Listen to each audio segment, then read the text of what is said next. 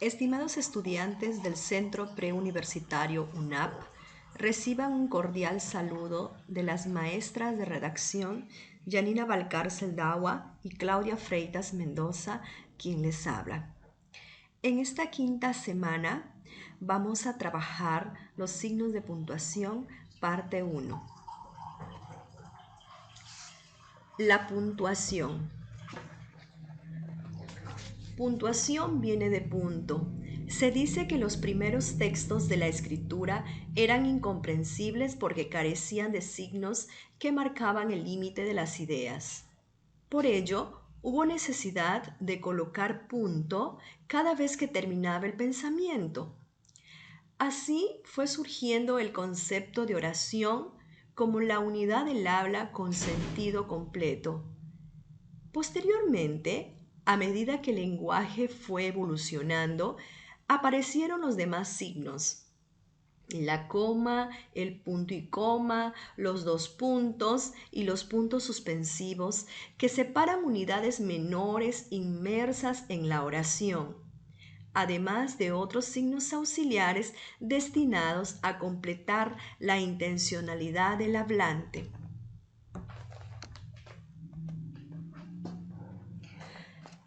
Aquí en esta diapositiva observamos las pausas que tenemos al hablar. Las pausas en el habla tienen su propia duración y varían según la naturaleza de las unidades de sentido que separa. Podemos, con fines estrictamente didácticos, representar gráficamente la duración de las pausas de los signos de puntuación. Del siguiente modo, ¿no, chicos? Ahí tenemos el punto que en nuestro hablar va a ser la duración mayor. Tenemos punto y coma, que es una duración intermedia. Y tenemos la coma, que es la de menor duración.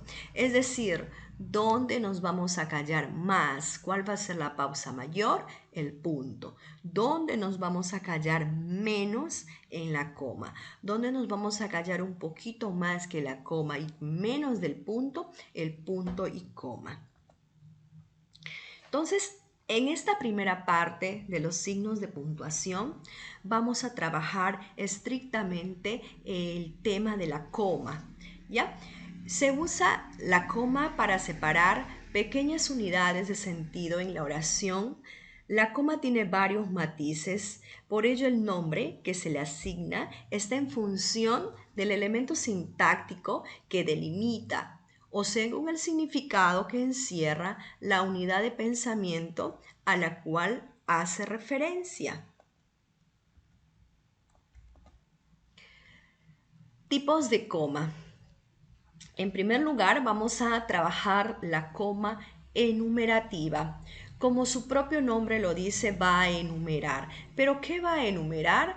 Va a separar, va a enumerar elementos sintácticos sucesivos que en la oración desempeñan la misma función gramatical. Ahí tenemos ejemplos de la coma enumerativa. Manuel, Luis, Pedro y Jorge viajaron juntos. Entonces la coma, ¿qué es lo que está haciendo? Está separando dentro del sujeto. Eso es en la primera oración. En la segunda oración, ricas montañas, hermosas sierras, ríos, quebradas, es mi Perú. La coma enumerativa en este caso también está dentro del sujeto, pero aquí está separando núcleos con modificadores, ¿no? Núcleos compuestos. En el tercer ejemplo, Juan Manuel estudia, trabaja y descansa. Aquí la coma ya no está separando dentro del sujeto, sino está enumerando en el predicado. María Julia compra 5 kilos de papas, 2 kilos de arroz, 1 kilo de huevos, frutas y verduras. Entonces, aquí, ¿qué cosa está separando, no? 5 kilos de papas, 2 kilos de arroz, 1 kilo, está separando en el predicado. En este caso, en esta oración, está separando objetos directos, ¿sí? Eso es la coma enumerativa. Luego nos pasamos a la coma vocativa. Pero para indicarles de que la coma vocativa, ¿qué es el vocativo primero? El vocativo es la persona a quien nos dirigimos para comunicarle algo, ¿no? Para expresarle algo. Puede ser una orden, una súplica, una sugerencia, una petición. Los vocativos son nombres propios o comunes, nombres de parentescos o nombres específicos. El vocativo puede ir al inicio, en el medio o al final de la expresión u oración. Ejemplos: amor, voy a llegar tarde. Entonces, la coma que va después de amor se le llama coma vocativa. ¿Por qué? Porque está después del vocativo. Entonces, yo no puedo decir de frente, amor, voy a llegar tarde. Tiene que haber una pausa después de la persona a quien me estoy dirigiendo. En este caso, te estás dirigiendo a amor. Siguiente oración. Todos a la asamblea. Compañeros. Tiene que haber una coma antes de compañeros porque te estás dirigiendo a ellos. Si se han dado cuenta, en la primera oración la coma está después del vocativo porque el vocativo lo estás poniendo al inicio, que es amor, al inicio. En la segunda oración, todos a la asamblea. Y la coma está antes de tu vocativo, que es compañeros. ¿Por qué? Porque el vocativo está al final. En la tercera oración, para ti debo ser, pequeña hermana, el hombre malo que hace llorar a mamá. ¿A quién te estás dirigiendo? A la pequeña hermana.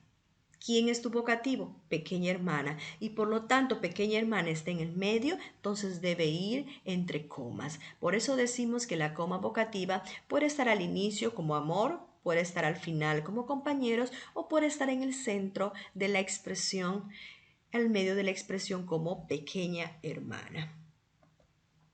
Coma elíptica, llamada también elipsis, que es la omisión o sustitución de un elemento sintáctico de la oración mediante la coma. Generalmente las elipsis son verbales, pero en algunos casos se usan para indicar supresión de sujetos.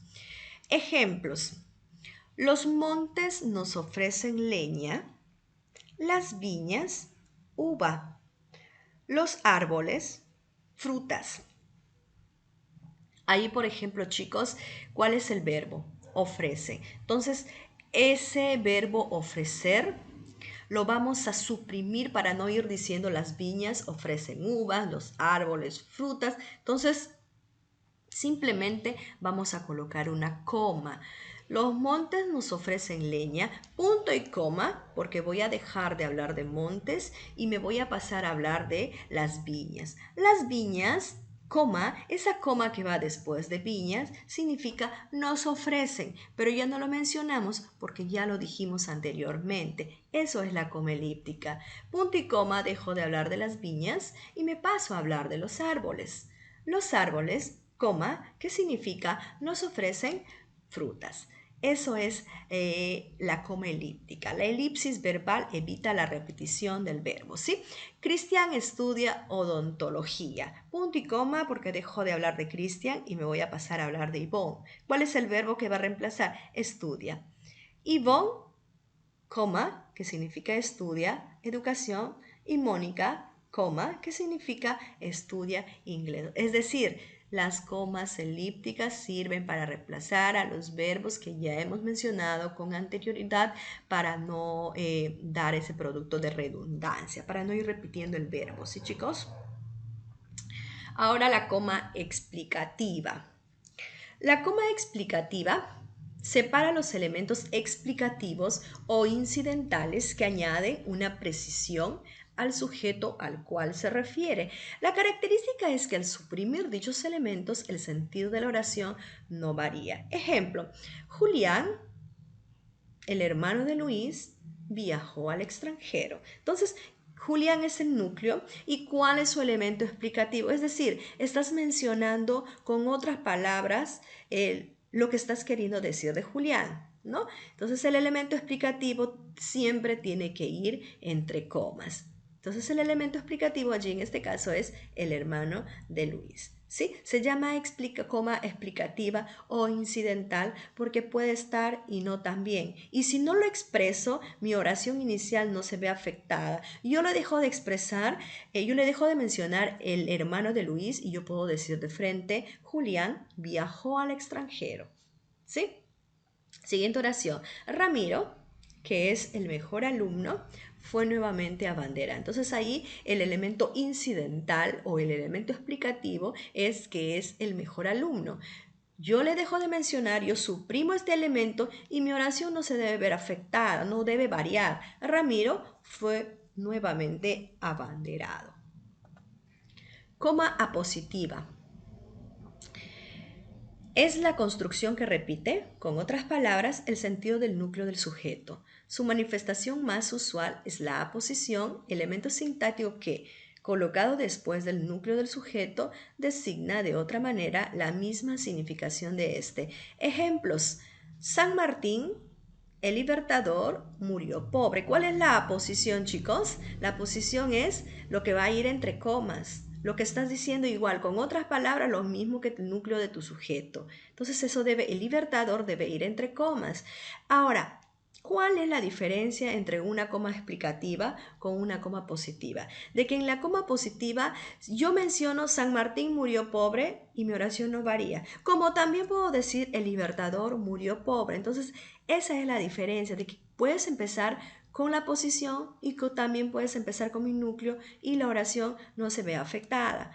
Siguiente oración. Buenos Aires, la capital de Argentina, ahí faltó, ¿no? Es hermosa. Entonces, la capital de Argentina viniera a ser la posición, porque estás mencionando con otras palabras el núcleo del sujeto. Entonces, yo puedo mencionar primero, la capital de Argentina es hermosa, como también puedo decir Buenos Aires es hermoso. Entonces, la posición es eso. Puede ir al principio, como también puede ir después del núcleo. ¿Ya? Luego viene la coma hipérbato, es decir, la coma hiperbática. El hipérbato es una figura literaria que consiste en alterar el orden lógico de las palabras dentro de una oración. Entonces consiste en la alteración del orden lógico de los elementos sintácticos de la oración. Al producirse la alteración, dichos elementos se separan con coma. La oración inicial no lleva coma, la cual aparece al sufrir el cambio. Ejemplos: los hijos de la patria defenderán el futuro, ¿no? Esa es tu oración ordenada. Pero ¿qué pasa si tú quieres cometer un hipérbato? Tú traes primero tu predicado y al final tu sujeto, pero para ello debe haber una coma para darle sentido. Entonces a esa alteración del orden le voy a llamar, para darle sentido, le voy a colocar la coma hiperbática. Defenderán el futuro, coma, esa es la coma hiperbática, los hijos de la patria. Los niños estuvieron jugando en el jardín de enfrente.